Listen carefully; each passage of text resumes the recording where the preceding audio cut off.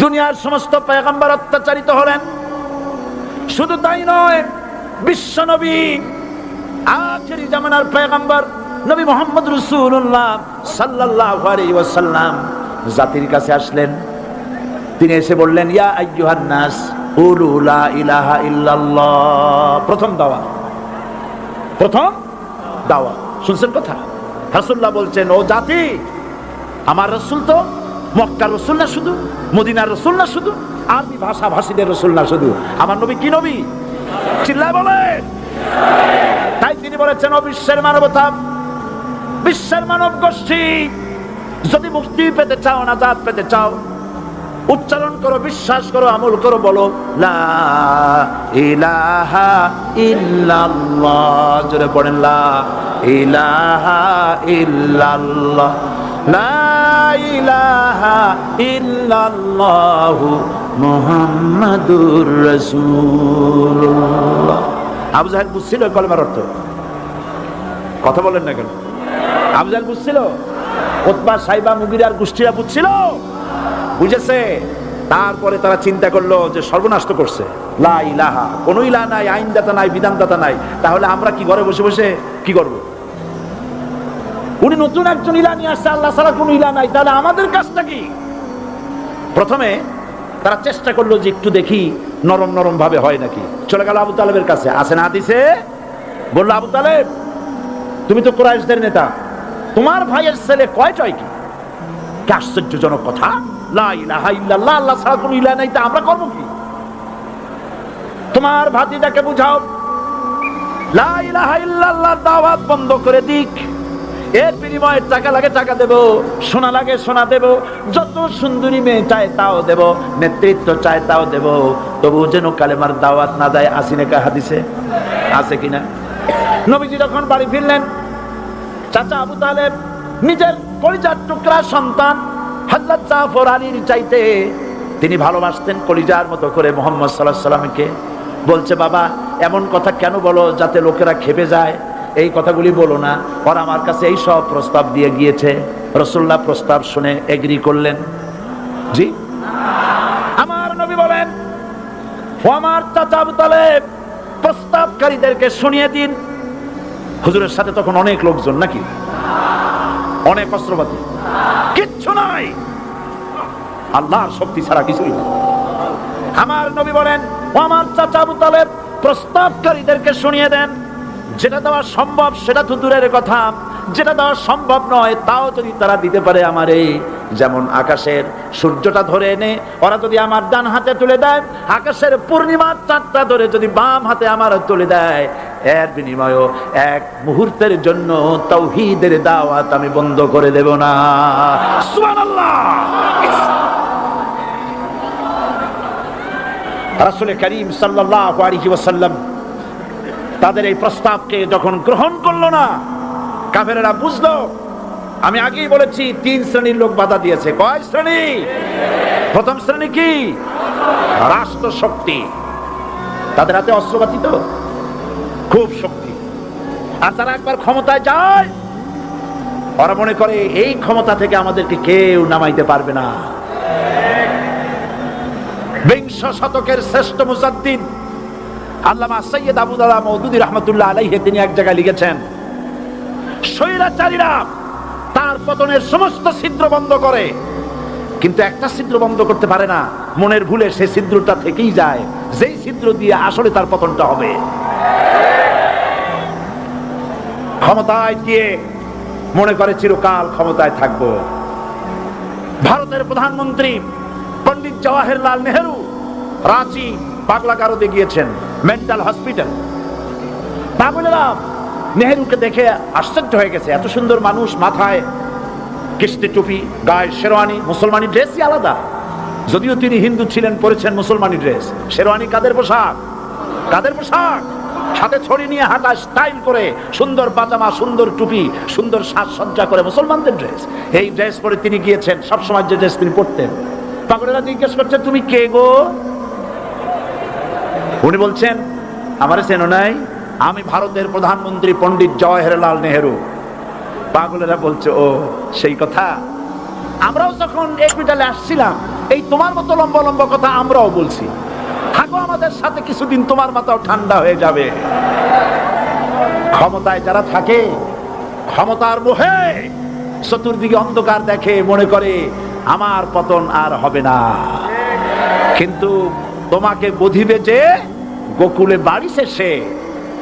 গাড়ির চাকা সব সময় উপরে থাকে না, গাড়ির চাকা সব সময় উপরে থাকলে গাড়ি তো চলবেই না। গাড়ির চাকা ঘোরে বলেই তো গাড়ি চলে। সুতরাং এই উপরে তোমার চাকা উপরে এখন আছে বলে, তোমার দলের চাকা উপরে আছে বলে যারা মানুষের উপরে জুলুম করছো, আলেমদেরকে ধরতেছো, মুসল্লিদেরকে ধরে ধরে জেলে ঢুকাচ্ছ, সময় আসবে এমন ইন্দুরের কর্তব্য মানা ফেলবার জন্য।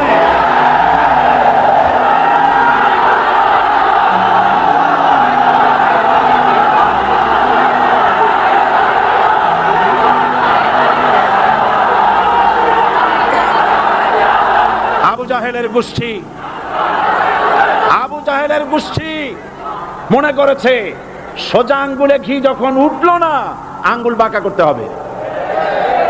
শুরু হয়ে গেল অত্যাচার, শুরু হয়েছে না? হযরত সুমাইয়া রাদিয়াল্লাহু তাআলা আনহা কি নির্মম ভাবে, নিষ্ঠুর ভাবে তাকে শহীদ করা হলো। খাব্বাব, হুবাইব, হযরত খাব্বাব রাদিয়াল্লাহু তাআলা আনহুকে দেখে হযরত ওমর একদিন বলছিলেন, খাব্বাব তোমার পিঠে এত গর্ত কেন? এত গর্তওয়ালা পিঠ আর এত চিকুন কোমর আমি তো জীবনেও দেখিনি।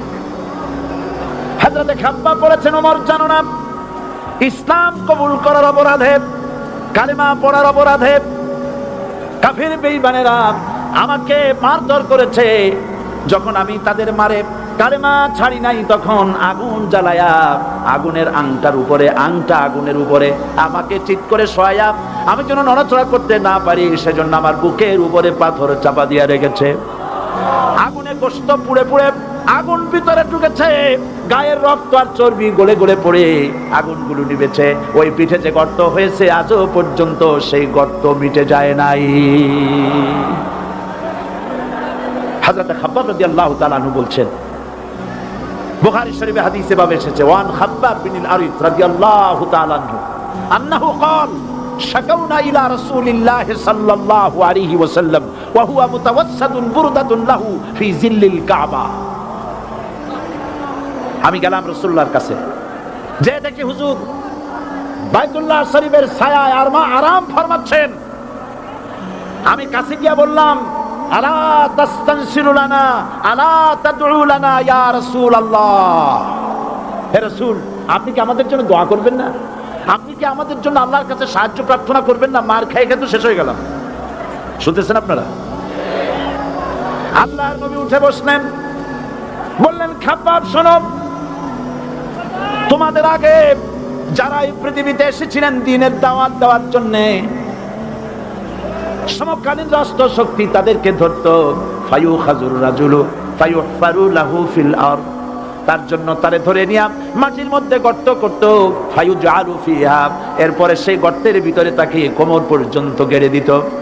সুম্মা ইউতা বিল মানশার, এরপরে করাত আনা হতো, ফায়ুদাউ আলা রাসিহি, এরপরে করাতটা মাথার উপরে রাখা হতো, ফায়ুজআলু নিসফাইন, এরপরে করাত দিয়া চিরে চিরে জীবিত মানুষটাকে দ্বিখণ্ডিত করে ফেলে দিত। মা ইয়াসুদ্দুহু যালিকা আন দীনি, এত কষ্ট দেওয়ার পরেও, এত জুলুম করার পরেও দ্বীনের দায়ীদেরকে এক চুল পরিমাণ আল্লাহর রাস্তা থেকে তারা সরাই দিতে পারে নাই। ওয়াল্লাহি, ও খাব্বাব, আমি আমার আল্লাহর নামে কসম করি। ও মুসলমান, কে কসম করতেছে? আল্লাহ রাসূল। আমি আমার আল্লাহর নামে কসম করি, ওয়াল্লাহি লা ইউতাম্মান্নাল্লাহু হাযাল আমর হাত্তা ইয়াসির রাকিবু মিন সানা ইলা হাদরামাউত। সেদিন বেশি দূরে নয়, ইয়েমেনের রাজধানী সানা থেকে শুরু করে সৌদি আরবের হাদরামাউত পর্যন্ত হাজার হাজার মাইল, এই দীর্ঘ পথে যুবতী নারী তার সৌন্দর্যের পর্ষা নিয়া, আর ধনাঢ্য ব্যক্তিরা সওদাগারেরা তাদের টাকা পয়সা নিয়া একাকে নিয়ে অথবা দলবদ্ধ ভাবে মানুষেরা যাতায়াত করবে। লা ইয়াখাফু ইল্লাল্লাহ, মানুষের মনের মধ্যে কোনো ভয় থাকবে না। এমন একটা সময় আসবে, ওয়ালাকিন্নাকুম তাস্তাজিলুন, অথচ তোমরা বড্ড তাড়াহুড়ো করছো। তাড়াহুড়ো করো না, অপেক্ষা করো, ধৈর্য ধরো, মার খাও, জেলে যাও, শহীদ হও, আল্লাহর রাজ কায়েম হবেই হবে।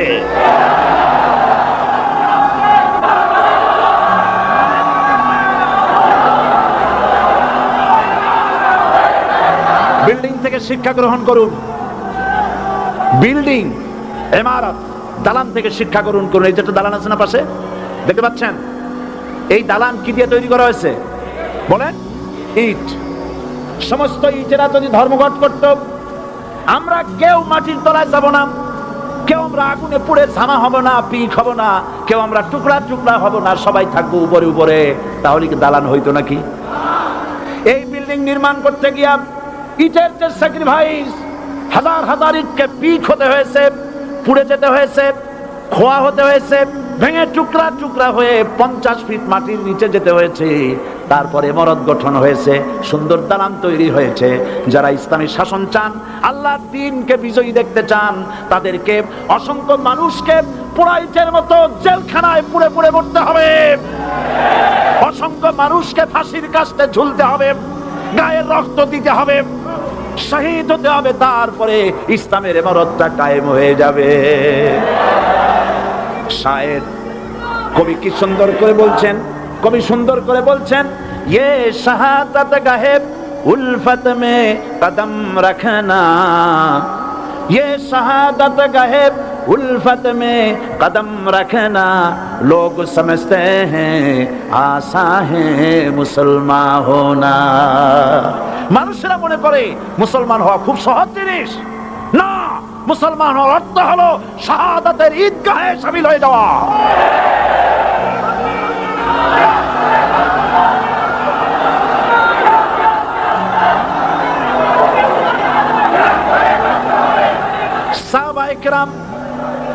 সাহাবা ইকরাম মার খেলেন, এবার স্বয়ং আল্লাহর নবীর গায়ে হাত তুলল। আবু জাহেল এসে হুজুরকে মারলেন, গলায় চাদর দিয়া এমন জোরে টান মেরেছে, রাসূলুল্লাহ পড়ে গিয়েছেন। হাদিসে এসেছে হুজুরের চোখ মোবারক ঠিকরে পড়ে যেতেছে, চেহারা মোবারক লাল হয়ে গিয়েছে, জমিনের উপরে আছাড় মেরে ফেলেছে। রাসূলের এই অবস্থা দেখে হযরতে হামজা তখনও কাফের ছিলেন, শিকার থেকে এসে তিনি এই দৃশ্য দেখলেন, দাসীর মুখে শুনলেন, ছুটে চলে গেলেন আবু জাহেলের বাড়িতে। যায় বলে, আবু জাহেল রে, তুই মুহাম্মদ সাল্লাল্লাহু আলাইহি ওয়াসাল্লাম মেরেছিস, বল কেন মারলি? এমন ভালো মানুষ তো জীবনে চোখে দেখি নাই, যিনি কোনো মিথ্যা কথা বলেন না, ভালো ভালো কথা বলেন, এক আল্লাহর গোলামি করার জন্য বলেন। এই সব ভালো কথা বলার জন্যই তুই তারে মারলি নাকি? আরে আবু জাহেল, তুই কি মনে করেছিস মুহাম্মদ সাল্লাল্লাহু আলাইহি ওয়াসাল্লাম তার পিতা আব্দুল্লাহ মারা গেছে বলে মুহাম্মদ সাল্লাল্লাহু আলাইহি ওয়াসাল্লাম এতিম হয়ে গেছে মনে করেছিস নাকি? জেনে রাখ, মুহাম্মদ সাল্লাল্লাহু আলাইহি ওয়াসাল্লামের পিতা আব্দুল্লাহ মারা গেছে, কিন্তু চাচা হামজা তো মরে যায় নাই। হাতের ধনুক দিয়া এমন জোরে আঘাত মারলেন, আবু জাহেলের মাথা ফেটে রক্ত ফিনকি দিয়ে বেরিয়ে এলো। হযরতে হামজা ঘরে ফিরে এসে রাসূল কারীম সাল্লাল্লাহু আলাইহি ওয়াসাল্লামের মস্তক মোবারক কোলে উঠায় নিলেন আর বললেন, বাবা, তোমাকে মেরেছে বলে আমি আবু জাহেলের মাথাটা ফাটাই দিয়ে আসছি, তুমি খুশি হও। হুজুর বলছেন, চাচা, কার মাথা ফাটাইছো এইটা বলে আমারে খুশি করতে পারবা না। হযরতে হামজা বলেন, তুমি কি হলে খুশি হবে? হুজুর বলেন, হামজা চাচা গো, আমি খুশি হব যদি একটিবার চাচা তোমার মুখে শুনতে পাই ঈমানের কালেমা। হযরতে হামজা বলেন, মুহাম্মদ সাল্লাল্লাহু আলাইহি ওয়াসাল্লাম, আমি বুঝতে পেরেছি তুমি কোনো সাধারণ মানুষ নয়। সাধারণ মানুষ হলে পরে তুমি প্রতিশোধে বিশ্বাসী হতে, খুশি হতে। প্রতিশোধে বিশ্বাসী হও নাই, তুমি অবশ্যই আল্লাহর নবী, কোনো সন্দেহ আমার নাই। তুমি সাক্ষী থাকো, আমি পড়ে নিলাম, লা ইলাহা ইল্লাল্লাহু মুহাম্মাদুর রাসূলুল্লাহ। জোরে পড়ো, লা ইলাহা ইল্লাল্লাহু মুহাম্মাদুর রাসূলুল্লাহ। ঘাবড়াবার কারণ নাই। এর অর্থ এই নাই যে আপনারা কালেমার দাওয়াত দিবেন আর রাষ্ট্রশক্তি আপনারে পিটাইতেই থাকবে, আপনার কোনদিন আপনার সুদিন ফিরে আসবে না। বিষয়টা কি এমন না? আমার আল্লাহর ওয়াদা শুনুন, ওয়ালা তাহিনু ওয়ালা তাহজানু ওয়া আনতুমুল আলাউনা ইন কুনতুম মুমিনিন।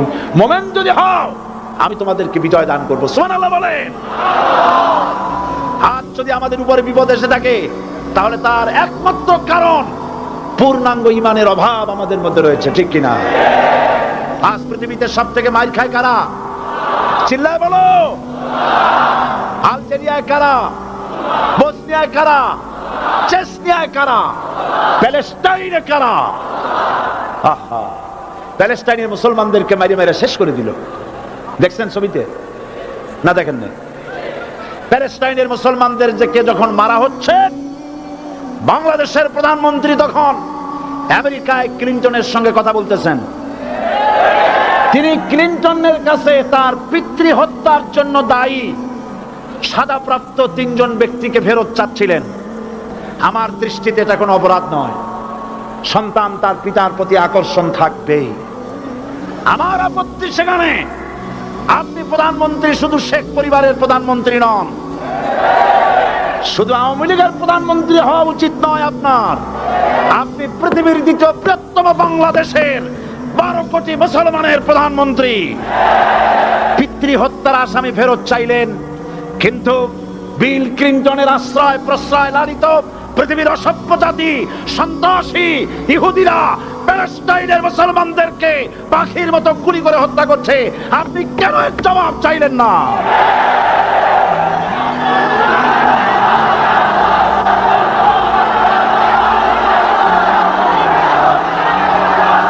জবাব জবাব আপনি চাইতে পারবেন না, কারণ মুনাফিকদের সাহস হয় না, সাহস হয় মুমিন ব্যক্তি। বিল ক্লিনটনকে বলা দরকার ছিল, এই ইসরায়েলকে তোমরাই বসিয়েছো, মধ্যপ্রাচ্যের বিষ ফোড়ায় পরিণত করেছো তোমরা। তবে হ্যাঁ, যুরিবাত আলাইহিমুজ যিল্লাতু ওয়াল মাসকানা ওয়া বাউ বিগাদাবিন মিনাল্লাহ। আল্লাহর গজব আসবে, ইহুদিরা পৃথিবী থেকে নিশ্চিহ্ন হবেই হবে ইনশাআল্লাহ। দেখেছেন তাকায়া প্যালেস্টাইনে ইসরায়েলিরা হেলিকপ্টার, গানশিপ, কামান, বোমা নিক্ষেপ করছে, আর প্যালেস্টাইনের শিশু কিশোর যুবকেরা ইহুদিদের নিক্ষিপ্ত বোমা আর কামানের মোকাবেলা করতেছে পাথর দিয়ে। আমি আমার অন্তরের অন্তঃস্থল থেকে ধন্যবাদ জানাই, মোবারকবাদ জানাই খালিদ বিন ওলীদের উত্তরসূরি, খাব্বাব খোবাইবের উত্তরসূরি প্যালেস্টাইনের ওই সব যুবকদেরকে যারা কাফের বেঈমান ইহুদিদের মোকাবেলা করতেছে ইট আর পাথর দিয়ে। আর আমি আমার অন্তরের অন্তঃস্থলের সমস্ত ঘৃণা দিয়ে আমি ধিক্কার জানাই পৃথিবীর মুসলিম শাসকদেরকে, যারা মুসলমানদের মার দেখে চুপ করে যারা বসে আছে।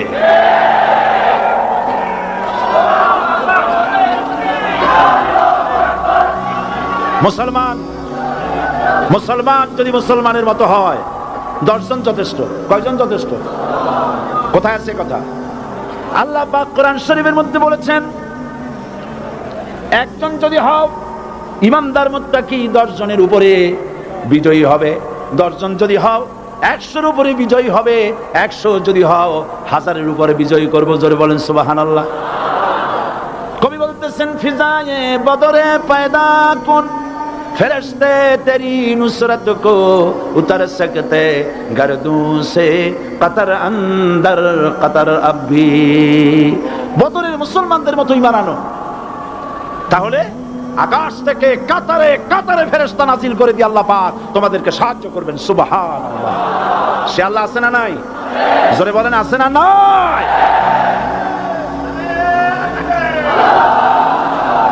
সেই আল্লাহ রাব্বুল আলামিন কোরআনে কারীমের ভিতরে আয়াতুল কুরসির মধ্যে বলে দিয়েছেন, আল্লাহু লা ইলাহা ইল্লা হুয়াল হাইয়ুল কাইয়্যুম। প্রাণ খুলে সবাই পড়েন, বসা মানুষ, দাঁড়ানো মানুষ। আল্লাহু লা ইলাহা ইল্লা হুয়াল হাইয়ুল কাইয়্যুম। আল্লাহ রাব্বুল আলামিন, তিনি ছাড়া কোনো ইলাহ নাই, তিনি সার্বভৌমত্বের মালিক কেউ নাই আল্লাহ ছাড়া। এই কথা মানুষকে ঘোষণা করতে হবে। বাধা, এই কথা বললেই বাধা দেবে কয় শ্রেণীর লোক? 3 শ্রেণী। প্রথম শ্রেণী হচ্ছে কে? রাষ্ট্রশক্তি। আজও তারা বাধা দিচ্ছে। আল্লাহর আইন দিয়ে দেশ চালাও, তারা তাদের মন মর্জি মোতাবেক আইন দিয়ে দেশ চালাবে। আল্লাহ পাক বলছেন আলা আলাহুল খালকু ওয়াল আমরু, সৃষ্টি যার, আইন চলবে তার। কারো বাবার আইন চলতে পারে না, নিজেদের তৈরি করা আইন চলবে না। ইনিল হুকমু ইল্লা লিল্লাহ, একমাত্র আইন চলবে কার? এই আইন রাসূল করিম সাল্লাল্লাহু আলাইহি ওয়াসাল্লাম মদিনায় কোরআন দিয়ে প্রতিষ্ঠিত করেছিলেন। আল্লাহর বিধান, আল্লাহর সার্বভৌমত্ব কায়েম করেছিলেন। কোরআন সংবিধান হলো, চুরি বন্ধ হলো, ডাকাতি বন্ধ হলো, জিনা বন্ধ হলো, হত্যা বন্ধ হলো, ধর্ষণ বন্ধ হলো, সব কিছু বন্ধ হয়ে গিয়ে মুসলমানেরা শান্তি লাভ করলো, পৃথিবীর মানুষ শান্তি লাভ করলো। সুবহানাল্লাহ ওয়া বিহামদিহি। আজ মুসলমানেরা শত্রু চেনে না, বন্ধু চেনে না। বন্ধুকে বানাইছে শত্রু, শত্রুকে বানাইছে বন্ধু। কে বন্ধু কে শত্রু চিনাই দিবেন কে? আল্লাহ। বলেন কে দিবেন? আল্লাহ রাব্বুল আলামিন কোরআনে কারীমের মধ্যে পরিষ্কার করে বলেছেন, লাতাজিদান্না শাদ্দান নাসি আদাওয়াতান লিল্লাযিনা আমানুল ইয়াহুদা ওয়াল্লাযিনা আশরাকু। আল্লাহ পাক বলছেন, হে রাসূল, মানুষের ভিতরে দুইটা শ্রেণী মুমিনদের জন্য সবথেকে জঘন্য দুশমন। কয়টা শ্রেণী? দুইটা। একটা হলো ইহুদ আর একটা হলো মুশরিক। একটা হলো ইহুদি আর একটা হলো মুশরিক। এটা হলো তোমাদের দুশমন। আর আজ আমাদের দেশে, পৃথিবীর বিভিন্ন দেশে মুসলমানেরা মুশরিকদের সঙ্গে সম্প্রীতি বাড়াচ্ছে, মুসলমানদের সাথে শত্রুতা বাড়াচ্ছে। আজ আমার দেশে পূজা পার্বণে বাধা নাই। পূজা পার্বণে বাধা আছে? পূজা পার্বণে বাধা নাই। বাধা কোথায়? কোরআন শরীফের তাফসীর মাহফিলে। কোরআনের তাফসীরের মাহফিলে বাধা দেওয়া হচ্ছে। গান বাজনায় 144 ধারা নাই, কিন্তু কোরআন শরীফের মাহফিলে 144 ধারা দেওয়া হচ্ছে। যারা দিচ্ছে তারা আবার ওমরাও করে, হজও করে। ওরা আমাদের বলে আমরা নাকি ধর্মের নামে রাজনীতি করি। বলে না? আমরা নাকি ধর্মের নামে রাজনীতি করি। আমি বলি, ধর্মের নামে আমরা রাজনীতি করি না, আমরা ধর্মীয় রাজনীতি করি। কথাটা বুঝে আসছে কিনা? ধর্মের নামে রাজনীতি তো সেই ব্যক্তি করে 1996 সনের নির্বাচনের আগে যিনি মাথায় পট্টি বেঁধেছিলেন, যিনি শপথ গ্রহণের সময় হাতে তসবিহ পড়েছিলেন।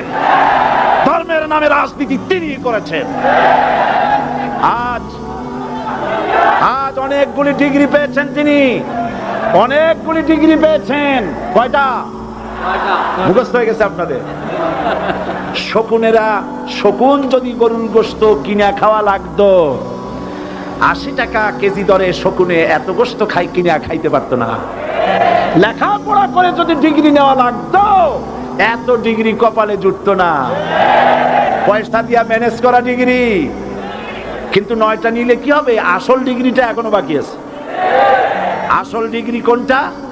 নির্বাচনের আগে পট্টি বেঁধে তসবিহ নিয়ে গোটা জাতিকে যে সফলভাবে প্রতারণা করতে আপনি পেরেছিলেন, মহাপ্রতারক হিসেবে সেই ডিগ্রি আগামী নির্বাচনের মোক্ষম সময় জনগণ আপনার গলায় পরায় দেবে।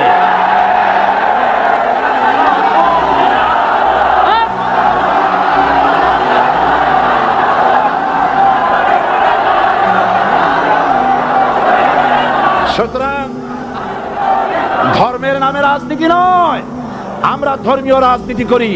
আমরা এই কোরআনের রাজনীতি করি। এই কোরআন নিয়ে বাঁচতে চাই, এই কোরআন নিয়ে মরতে চাই। এই কোরআন থেকে আমাদেরকে বিচ্ছিন্ন করতে চায় কাফের, বেঈমান, মুশরিকেরা। ও আমার জাতি, কোরআন থেকে যারা বিচ্ছিন্ন করতে চায়, তোমরা কি তাদের বিরুদ্ধে জিহাদের জন্য প্রস্তুত থাকবে?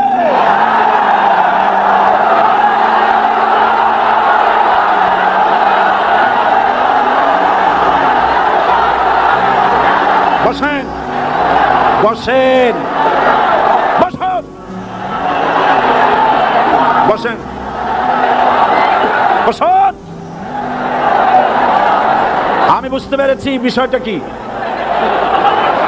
আসরের পরের থেকে বসা তো, সুযোগ পাইয়া খাড়া হইয়া কোমর সোজা করলেন। বসেন, সবাই বসেন। কোমর সোজা হয়ে গেছে, বসেন। এত বড় মাহফিল, জীবনে আর একটা পাবো নিশ্চয়তা আছে কি? জোরে বলেন, আছে। আজ আমাকে কথা বলতেই হবে ইনশাআল্লাহ, কারণ আগামীতে আবার আপনাদের সাথে দেখা হবে কিনা আমি জানি না। কথা বলতেই হবে। বসেন, কেউ দাঁড়িয়ে থাকবেন না। আমি দেখতে পাচ্ছি বাংলাদেশের ভাগ্য আকাশে উত্তর গগনে কালো মেঘ জমা হয়েছে, ঝড়ের পূর্বাভাস লক্ষ্য করছি। যদি মোকাবেলা করতে না পারেন সক্ষম ভাবে, এমন অন্ধকার গাঢ় কালো অমাবস্যার রাত আসতে পারে যার শুভে সাদে খাওয়া অসম্ভব। সুতরাং আপনারা কি কাপুরুষের মতো কাফের মুশরিকদের গোলামি করে মরতে চান? বিড়ালের মতো 500 বছর বেঁচে থাকার কোনো লাভ নাই। সিংহের মতো 1 ঘন্টা বাঁচতে চাই। আমাদেরকে বলা হয় সাম্প্রদায়িক উস্কানিমূলক কথা নাকি আমি বলি। পত্রপত্রিকা দিছে না তারা? সাম্প্রদায়িক উস্কানি কথা, সাম্প্রদায়িক উস্কানিমূলক কথা বলি, সেই জন্যই বোধহয় শত শত মুসলিম আমাদের কাছে এসে মুসলমান হয়। মানুষে আর বোকা বানানো যাবে না। যাবে কি? আর বোকা বানানো যাবে? তারপর বলছে কি? এরপরে বলছে, আমাকে বলছে রাজাকার। শুনে রাখো চট্টগ্রামের লক্ষ লক্ষ জনতা, পার্লামেন্টে যখন আমাকে এই কথা বলা হয়েছিল, আমার পার্লামেন্টের কলিগ জাফরুল্লাহ চৌধুরী সাহেব বসে আছেন এখানে, জাফরুল ইসলাম চৌধুরী বসে আছেন পাশে, প্রধানমন্ত্রী সুদ্ধা, অন্তত 3 শতাধিক পার্লামেন্টের সম্মানিত সদস্যরা সেদিন বসা। 1997 সনের বাজেট বক্তৃতা যখন আমি করতেছিলাম, ডক্টর কুদরতে খোদা, নাম রাখছে কুদরতে খোদা, আসলে গজবে খোদা। এই লোকটি নাস্তিক, ইসলামের চূড়ান্ত দুশমন। তার প্রণীত শিক্ষা ব্যবস্থার যখন সমালোচনা করছিলাম, ট্রেজারি বেঞ্চ থেকে আমাকে বলা হলো রাজাকার। আমি আমার সমস্ত শক্তি একত্রিত করে বলেছিলাম, শুধুমাত্র হিন্দুস্তানের রাজাকারেরাই আমাকে রাজাকার বলতে পারে। আমি বলেছিলাম 1973 সন পর্যন্ত আমি বাংলাদেশের কোন রাজনৈতিক দলের নেতা এবং কর্মী ছিলাম না। আমি রাজাকার নই।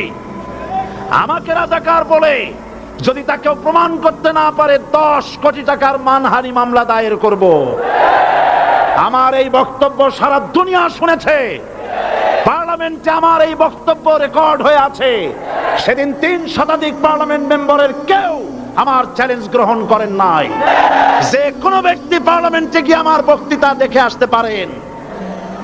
এরপরে 1997 সনের 7 অক্টোবর দৈনিক জনকণ্ঠ পত্রিকা যখন আমার বিরুদ্ধে লিখলো, সেই পত্রিকায় সাইদির ওপেন চ্যালেঞ্জ 8ম পাতা, 1997 7 অক্টোবর, এত বড় 2 কলমে হেডিং।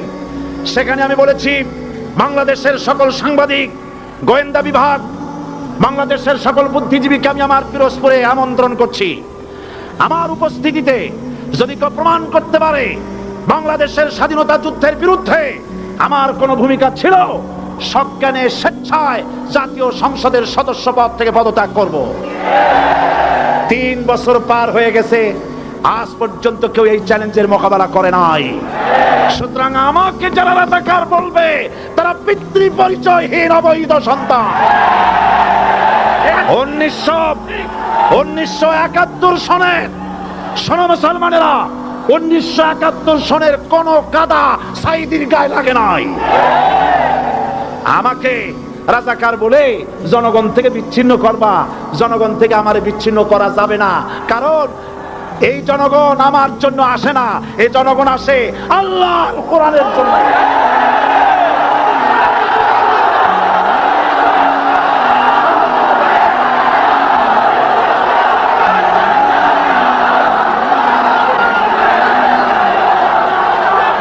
আজকে আর যারা ইসলামের কথা বলে, যারা ইসলামের কথা বলে তারাই রাজাকার, তারাই মৌলবাদী। মৌলবাদী বললে আমরা অসন্তুষ্ট হই না, কারণ মৌলবাদী শব্দটা আসছে মূল থেকে। মৌল শব্দ এসেছে মূল থেকে। মূলবাদী তার মানে যারা মূলে আছে, মূল হলো কোরআন, মূল হলো হাদিস, মূল হলেন আল্লাহ, মূল হলেন আল্লাহ রসুল। আমরা আছি মূলে। এখন বলেন তো মূলের শক্তি বেশি না আগার শক্তি বেশি? আমাদের যারা মৌলবাদী বলে ওরা হলো আগাবাদী।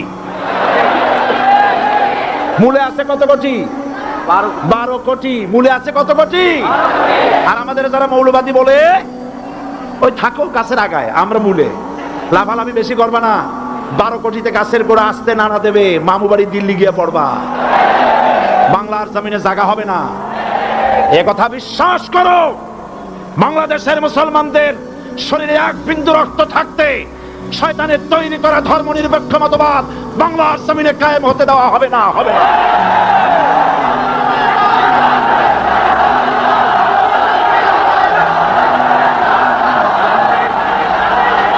রাসূল করিম সাল্লাল্লাহু আলাইহি ওয়াসাল্লাম কোরআন প্রতিষ্ঠার জন্য আন্দোলন করেছিলেন। আয়াতুল কুরসি আমাদের সে কথাই শিখেছে। আল্লাহ রাব্বুল আলামিন বলেন, আল্লাহু লা ইলাহা ইল্লা হুয়াল হাইয়ুল কাইয়্যুম। প্রাণ খুলে পড়েন, আল্লাহু লা ইলাহা ইল্লা হুয়াল হাইয়ুল কাইয়্যুম। আল্লাহ হচ্ছেন তিনি যিনি ছাড়া কোনো ইলাহ নাই, আইনদাতা নাই, বিধানদাতা নাই। আমরা মানুষের তৈরি করা আইন মানি না। 12 কোটি মুসলমানের দেশে আইন তৈরি করবে মানুষ, আমরা মানব না।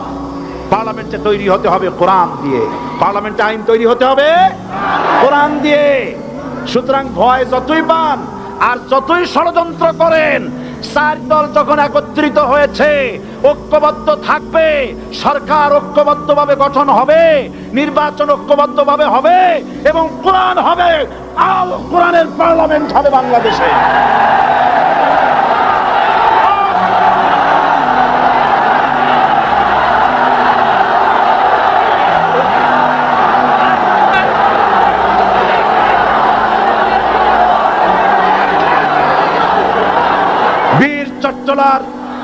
বীর চট্টলার মুসলমানেরা, বীর চট্টলার মুসলমানেরা স্বাধীনতার ঘোষণা এই চট্টগ্রাম থেকে স্বাধীনতার মহান ঘোষক প্রেসিডেন্ট জিয়াউর রহমান সাহেব দিয়েছিলেন।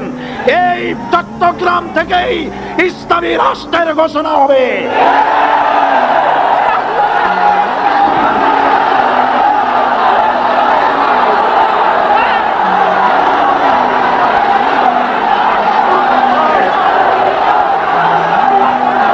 আশাবাদী আপনারা অবশ্যই তা পারবেন। আমি 100% বিশ্বাস করি ইনশাআল্লাহ। কারণ যে ষড়যন্ত্রের মোকাবেলা করে স্থানীয় রাজনৈতিক দলের নেতৃবৃন্দ কোরআনের মাহফিল সিনায় এনেছেন, আমি প্রথম দিনেই বলেছি চট্টগ্রাম তাফসিরুল কোরআন মাহফিল কোন রাজনৈতিক দলের প্রতিনিধিত্ব করে না। এটা কোন জামাত শিবিরের একক সম্পদ নয়, এটা চট্টগ্রামের মুসলমানদের কলিজার টুকরা তাফসীরের মাহফিল। সুতরাং এই মাহফিল চট্টগ্রামে থাকবে ইনশাআল্লাহ কিয়ামত পর্যন্ত। 144 ধারা 288 হয়ে গেছে, ষড়যন্ত্র পায় পায় চলে গেছে। আমি ওই সব ছেলেদের বলি, সরকারি দলের ছাত্র হইয়া মুসলমানদের বিপক্ষে যাইও না। এদেশের ভাগ হয়ে গেছে দুটো শিবির, বোঝাই যাচ্ছে। একদিকে ভারতের পাঁচাটা গোলাম নাস্তিক মোরতাদ শ্রেণীর বুদ্ধিজীবী এবং তাদের মদতপুষ্ট সরকার, আর একদিকে ইসলামী শক্তি, ইসলামী দল আর দেশপ্রেমিক জাতীয়তাবাদী শক্তি। একদিকে হিমালয় পাহাড় আর একদিকে সুচো ইঁদুর। আল্লাহ বিজয় দেবে মুসলমানদের। কাদের বিজয় হবে? বাংলাদেশে কোরআনের রাজ কায়েম হোক, তাকে আপনারা চান? কারা কারা চান তো হাত উঁচু করে দেখান। দাঁড়াবেন না, দাঁড়াবেন না।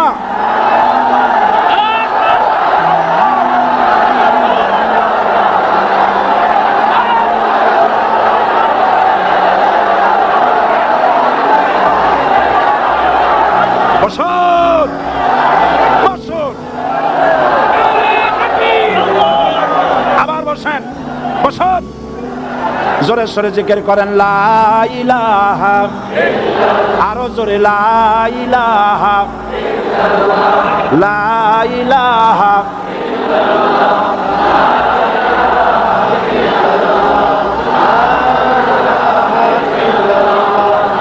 লা ইলাহা ইল্লাল্লাহ, লা ইলাহা ইল্লাল্লাহ মুহাম্মাদুর রাসূলুল্লাহ। যারা যেখানে দাঁড়িয়েছেন বসুন। তিন শ্রেণীর লোকেরা আল্লাহর কালেমায় বাধা দিয়েছে। কয় শ্রেণী? একটা হলো রাষ্ট্রশক্তি, দুই নম্বরে মনে আছে ধনাঢ্য পুঁজিপতির গোষ্ঠী, ওরাও বাধা দিয়েছে। কারণ ইসলামকে বলা হয় পুঁজিবাদের আশ্রয়স্থল। নাউজুবিল্লাহ। সর্বপ্রথম ইসলাম কবুল করেছে কারা? ধনীরা না গরিবরা? কারা? গরিবেরা। সুতরাং ধনাঢ্য ব্যক্তিরা মনে করলো যে আমাদের তো সর্বনাশ হয়ে যাবে, আমরা দাস দাসী ধরে রাখতে পারবো না, আমরা মানুষকে শোষণ করতে পারবো না, যে নতুন কলেমার দাওয়াত আসছে। সুতরাং সরকারের হাতকে তারা পয়সা দিয়া শক্ত করেছে আর বলেছে যত টাকা লাগে এই লোকগুলারে ঠ্যাঙ্গান। আজও আছে কিনা? তা আছে কিনা? তিন নম্বরে বাধা দিয়েছে ধর্মের নামের এক শ্রেণীর কায়েমি স্বার্থবাদী শক্তি, যার সম্পর্কে সূরা তাওবায় আল্লাহ পাক বলেছেন ইন্না কাসীরাম মিনাল আহবারি ওয়ার রুহবান লা ইয়াকুলুনা আমওয়ালান নাস বিল বাতিল ওয়া ইয়াসুদ্দুনা আন সাবিলিল্লাহ। ইহুদি আহলে কিতাবদের মধ্যে এক শ্রেণীর বুজুর্গ ধরনের লোক, দরবেশ জাতীয় লোক, যারা নাকি মানুষের সম্পদকে বাতিল পন্থায় ভক্ষণ করে, ওয়াসুদ্দুনা আন সাবিলিল্লাহ, এবং আল্লাহর রাস্তায় চলার জন্য মানুষকে বাধা প্রদান করে। এত বড় বিশাল মাহফিলে আপনি দাঁড়ায়া কোন মানুষকে কষ্ট দিবেন না, জায়েজ নাই। মুসলমানদেরকে কষ্ট দেওয়া কবিরা গুনাহ। বুঝতে পেরেছেন? যে যেখানে দাঁড়িয়েছে আপনারা বসা মানুষেরা তাদেরকে বসায় দেন। সুতরাং এই কালেমার দাওয়াত যখন হযরতে মূসা আলাইহিস সালাম দিলেন, ফিরআউন বলল আমি তো জানি না যে আমি ছাড়া আরো কোন ইলাহ আছে, আইনদাতা তো আমি, তুমি নতুন কোথা থেকে আইনদাতা নিয়ে আসছো? ফিরআউন বলছে দেখো আমারে বাদ দিয়া যদি অন্য কাউকে ইলাহ বলে তুমি মানো আর সেই শিক্ষা যদি যে জাতিকে দাও, তাহলে আমি তোমাকে ধরে লাআজআলান্নাকা মিনাল মাসজুনিন, আমি তোমাকে কারারুদ্ধ করব, আমি তোমাকে জেলখানায় ঢুকিয়ে দেব। রাষ্ট্রশক্তি প্রথম বাধা দিল কারা? বলেন সবাই। সেই বাধা কি ওখানে শেষ হয়েছে না এখনো আছে? আছে কিনা জোরে বলেন। আমি তোমাকে জেলখানায় ঢুকাবো। হযরত মূসা আলাইহিস সালাম বলেন ফিরআউনের জেলের ভয় আমি করি না, আমার কি জেলের ভয় দেখায়া লাভ নাই, আমি আল্লাহ পাকের পয়গম্বর হযরত মূসা আলাইহিস সালাম। ফিরআউনের দলবল আছে, লোক লস্কর আছে, তার অস্ত্রের অভাব নাই। আল্লাহ রাব্বুল আলামিন মূসা আলাইহিস সালামের কাছে একটা অস্ত্র দিছিলেন কিনা? আল্লাহ পাক হযরত মূসাকে বলেছেন ওয়া মা তিলকা বিয়ামিনিকা ইয়া মূসা, মূসা রে তোমার হাতে ওটা কি? মূসা আলাইহিস সালাম বললেন এটা লাঠি। আল্লাহ পাক বললেন ফেলে দাও লাঠি। লাঠি ফালায় দিলেন, কি হয়ে গেল? হিয়া হাইয়াতুন তাসআ, লাঠি হয়ে গেল। এখন লাঠি পড়ে সাপ হয়ে গেল। সাপ দেখে নবী হোক, ওলি হোক, সাহাবী হোক আর আলেম হোক, সাপ দেখলে ভয় করে না মানুষের? মূসা আলাইহিস সালাম ভয় পেয়েছে। আল্লাহ রাব্বুল আলামিন হযরত মূসাকে শোনায় দিলেন খুযহা ওয়া লা তাখাফ সানুঈদুহা সিরাতাহাল উলা, খুব ধরো, লা তাখাফ, ভয় পেও না। আল্লাহ বলছেন ধরো, ভয় পেও না। ধরার সঙ্গে সঙ্গে স্বাভাবিক অবস্থায় ফিরে আসবে, আবার লাঠি হয়ে যাবে। এখন আল্লাহ বলছেন ধরো। মূসা আলাইহিস সালাম কি ভয় পাওয়া উচিত হবে? উচিত হবে? মূসা আলাইহিস সালাম কি ভয় পাইছিলেন? কারণ হচ্ছে এই দুশমনের শক্তিটা খুব বড়ই দেখা যায়, মনে হয় যেন অনেক বড় কি জানি কি। আল্লাহ পাক বলছেন ইন্না কাইদাশ শায়তানে কানা দাঈফা, শয়তানের চক্রান্ত যতই তুমি মনে করো অনেক ষড়যন্ত্রের জাল বিস্তার হয়ে আছে, আল্লাহ কয় কিছুই না, দাঈফা অত্যন্ত দুর্বল। আল্লাহ পাক বললেন ধরো। মুসা আলাইহিস সালাম সাপ ধরলেন, সঙ্গে সঙ্গে লাঠি হয়ে গেল। ফিরআউন বরদাস্ত করলো না, রাষ্ট্র শক্তির পক্ষ থেকে আক্রমণ শুরু হলো। অপরাধ কি? মুসা আলাইহিস সালামের অপরাধ কি? কি অপরাধ? মাশাআল্লাহ, বুঝতে পেরেছেন। অপরাধ হচ্ছে তিনি বলেছেন লা ইলাহা, জোরে বলেন লা ইলাহা ইল্লাল্লাহ।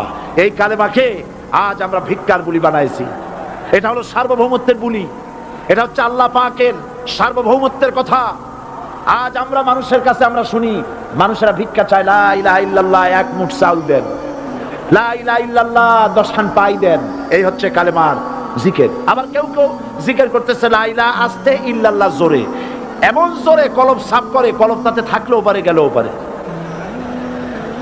এই কালেমার জার, এর আঘাত পয়গম্বররা মেরেছেন।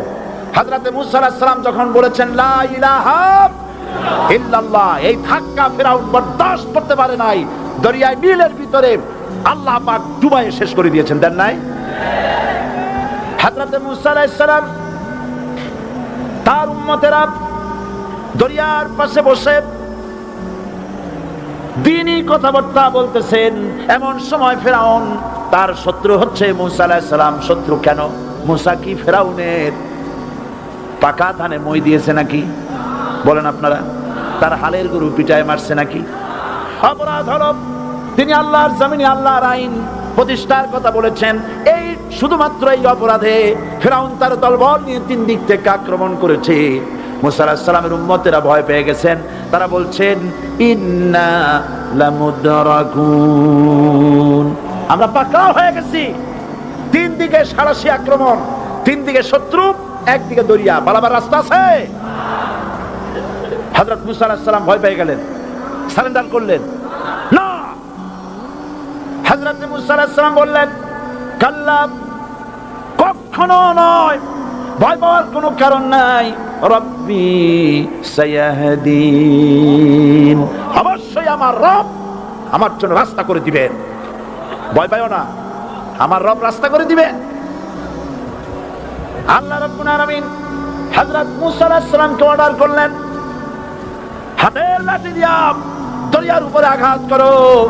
হযরত মুসা আলাইহিস সালাম দরিয়ার উপরে আঘাত করলেন। রাস্তা ছিল দরকার একটার, এক বাড়িতে আল্লাহর হুকুমে লাঠি দিয়ে একটি আঘাত করার সঙ্গে সঙ্গে হযরত মুসার তার সঙ্গী সাথী দরিয়া পার হওয়ার জন্য দরিয়ার মধ্যে দিয়ে আল্লাহ 12টা রাস্তা পয়দা করে দিলেন। সে আল্লাহ আছে না নাই? এত আসতে বলেন কেন? ভয় পাওয়ার কারণ আছে? রাষ্ট্র শক্তি বাধা দিয়েছে সমস্ত নবীদেরকে। কেন? নবীদের চরিত্র খারাপ? জোরে বলেন, নবীদের চরিত্র খারাপ? নবীদের চাইতে মাসুম, বেগুনাহ, উন্নত চরিত্রের মানুষ আল্লাহর আকাশের নিচে জমিনের উপরে আর হয় নাই। তোমরা যে সামনে তাদের পিছনে দৌড়াও, অমুকের সৈনিক, নেতা নেতা করে মরো, এইসব নেতা যাদের পিছনে দৌড়াও, এই নেতাগুলি, আমি জিজ্ঞেস করি আপনাদেরকে, এই নেতাগুলি জীবনে একবারও জিনা করে নাই? এ ব্যাপারে অনুসারীরা আপনারা কি নিশ্চিত? মিথ্যা কথা জীবনেও কয় নাই, প্রতারণা করে নাই, ঠাট্টা করে নাই, বিদ্রুপ করে নাই, মদ খায় নাই, মানুষ হত্যা করে নাই। কিসের নেতা? নেতা হচ্ছেন সেই ব্যক্তি যিনি বলেছেন, ও আমার স্ত্রীরা, ও আমার সাহাবীরা, রাতের আধারে আমার মধ্যে যা আচরণ দেখতে পাও, দিনের আলোতে আমার মধ্যে যা দেখতে পাও, সবগুলি খুলে খুলে মানুষের কাছে বলে দাও। তার নাম বিশ্বনবী মুহাম্মদ রাসূলুল্লাহ সাল্লাল্লাহু আলাইহি ওয়াসাল্লাম।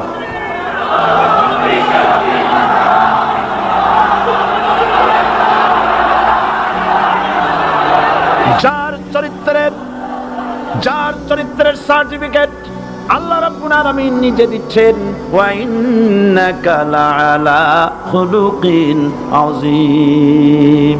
নবী হে, উন্নত চরিত্রের উপরে আপনি প্রতিষ্ঠিত। সুবহানাল্লাহ। কে সার্টিফিকেট দিচ্ছেন? আযীম, আযীম।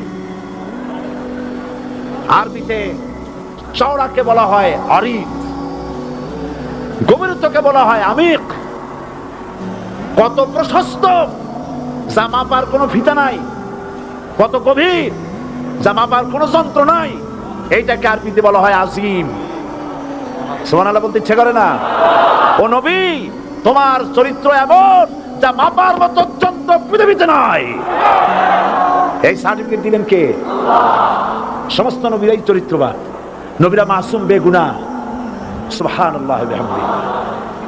সেই নবীরা মায়ের খান নাই? খেয়েছেন কিনা বলেন? কারা মেরেছে?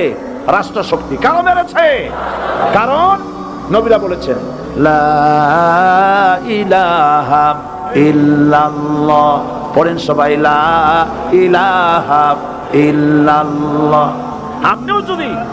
আপনিও যদি নবীদের মতো সাহাবীদের মতো বুঝা এই কলেমার দাওয়াত দেন, বাধা আসবেই। বোঝাবুঝির ব্যাপার, বুঝতেই সারলো।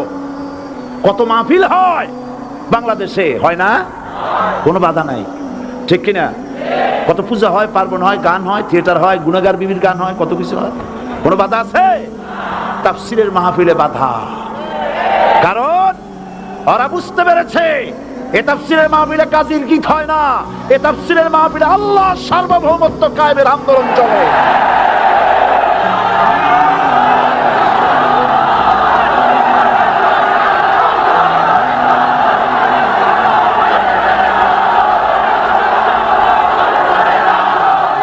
এবার দেখুন, এবার কলেমা বুঝেন, কালেমা বুঝুন।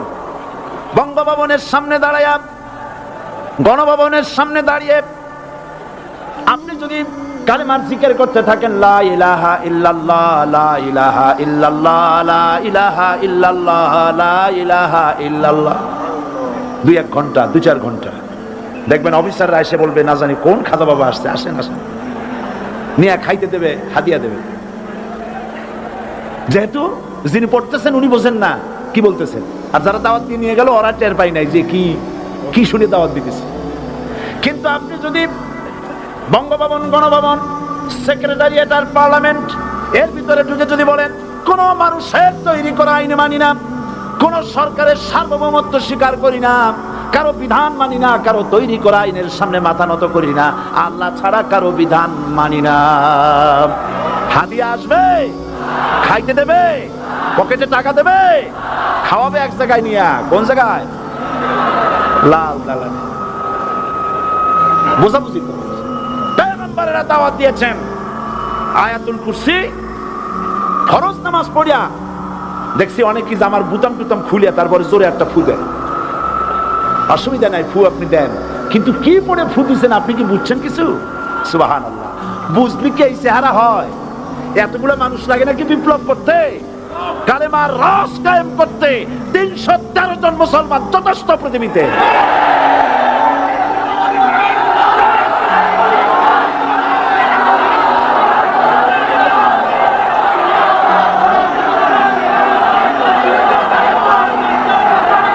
আল্লাহ পাক কোরআনে কারীমের মধ্যে আল্লাহ পাক বলেছেন এমন একজন নবী পাঠাই নাই। ইয়া হাসরাতান আলাল ইবাদ, বান্দার উপরে আফসোস। আহারে, কে বলতেছেন? আমার আল্লাহ। বলেন আমার আল্লাহ। তিনি আফসোস করছেন, আফসোস। একজন পয়গম্বর এমন পাঠাইলাম না, একজন রাসূল পাঠাইলাম না যার সাথে এরা ঠাট্টা করে নাই, বিদ্রুপ করে নাই, পাগল বলে নাই, মারে নাই। আহা, অপরাধ আল্লাহর সার্বভৌমত্ব প্রতিষ্ঠার অপরাধ। হযরত ইব্রাহিম আলাইহিস সালাম তিনি যখন এই কালেমার দাওয়াত দিয়েছেন নমরুদের বিরুদ্ধে, নমরুদ বলেছে মান আশাদ্দু মিন্না কুওয়া, আমার চাইতে শক্তিশালী আর কে আছে? আনা রাব্বুকুমুল আলা, আমি তোমাদের বড় প্রভু। নাউজুবিল্লাহ। কই থেকে একটা তুমি বলছো লা ইলাহা ইল্লাল্লাহ, আমি তো ইলাহ। হযরত ইব্রাহিম আলাইহিস সালামকে কালেমার দাওয়াত পেশ করার অপরাধে অগ্নিকুণ্ডের ভিতরে ফালাবার ব্যবস্থা হয়ে গেছে। আল্লাহ পাক সব ঘটনা কোরআনে বলে দিয়েছেন কিনা বলেন? কেন বললেন এই সমস্ত কথা? এই জন্য বলেছেন ফিরাউন মরে যাবে, নমরুদ মরে যাবে, কিন্তু তাদের প্রেতাত্মারা যুগে যুগে তারা বেঁচে থাকবে। আগুনের ভিতরে ভালোবার ব্যবস্থা হয়েছে। আল্লাহ পাক বলে দিয়েছেন, আমার রাস্তায় যদি চেষ্টা করো, জিহাদ করো, আমার সাহায্য তোমরা পাবে। ওয়া কানা হাক্কান আলাইনা নাসরুল মুমিনিন, মুমিনদেরকে সাহায্য করা